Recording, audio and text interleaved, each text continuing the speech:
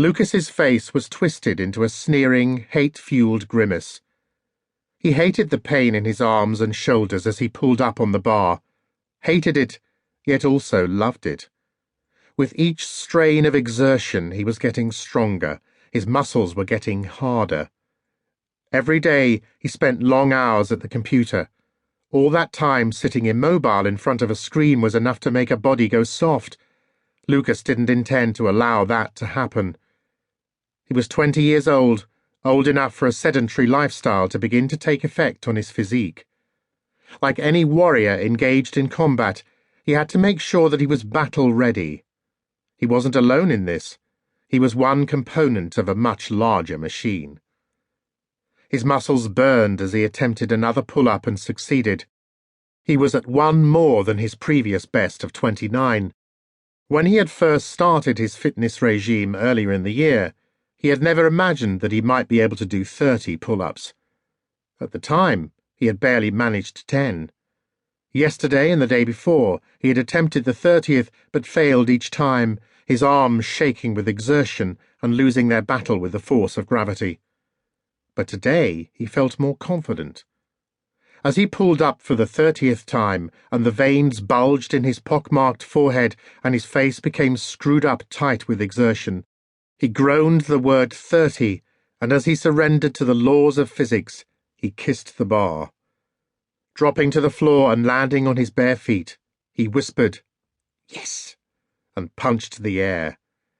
Managing to do 30 pull-ups for the first time was a good omen for what lay ahead.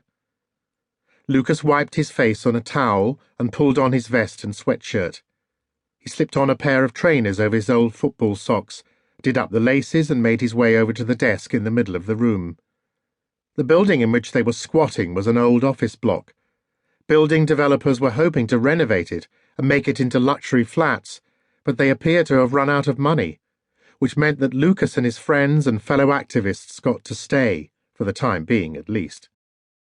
Lucas reached down to the bottom drawer and took out a revolver, clicked open the chamber and ran his thumb across the 6 bullets. Closing it again, he reached back into the drawer to take out the box of ammunition. He had never fired a gun before, but how hard could it be? He knew where the safety catch was, had read about how to handle it. Everything was on the internet if you looked for it. Everything. Lucas checked that the safety catch was on, slid the gun and the bullets into the side pocket of his jacket, which hung on the door. He pulled on the jacket and walked through into the open-plan area of the office. There were lots of workstations, all sectioned off from each other into little boxes like a battery farm. But their former occupants were long gone, their services either no longer required or required elsewhere.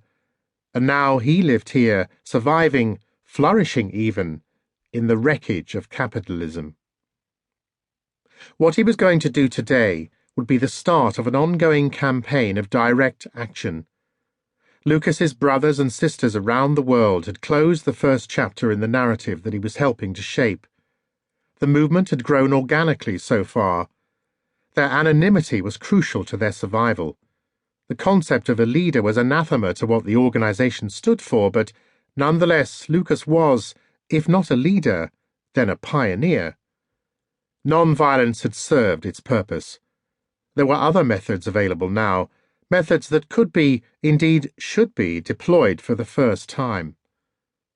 What was the point of going to all the effort of building a mass movement and taking sides against the military-industrial complex if you weren't prepared to win? Lucas and his colleagues needed to let the enemy know that they were not going away. If that meant that some people had to die so the movement could gain momentum and show its commitment, then so be it. That was okay. It was justified.